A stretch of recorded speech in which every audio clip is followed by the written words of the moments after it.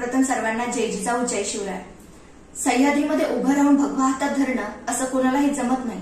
त्यासाठी रक्ताचं पाणी होईल इतकी आग धमन्यात लागते, पुढच्याचं काळीच फाटेल इतकं धडस मनात लागतं, रणांगणाचाही थरकाप उडावा इतकं शौर्य मनगटात, तितकं धैर्य छातडात ठेवून जो मरणाला तलवारीच्या टोकावर तोलतो त्यालाच हा भगवा पेलतो।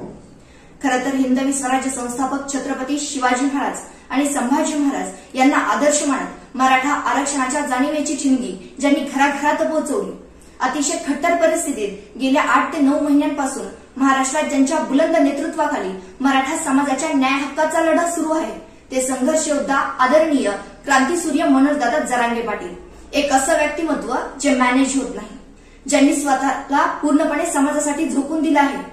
हा लढा 100% यशस्वी करण्याकरिता जे अहोरात्र झुंजत आहेत। जणू येणाऱ्या वादळांना ते सांगत आहेत, प्रत्येक वादळ पेलेल मी, माझा आत्मविश्वास आहे, माझ्या पायाशी जमीन पाठीशी आकाश आहे, पाय जमिनीत घट्ट रोवून मी सह्याद्री सारखा ताठ आहे। जाऊनच सांगा त्या वादळांना तुमची शिवबाच्या एका निष्ठावंत मावळ्याशी गाठ आहे। धन्यवाद। जय जिजाऊ जय शिवराय जय शंभूराजे।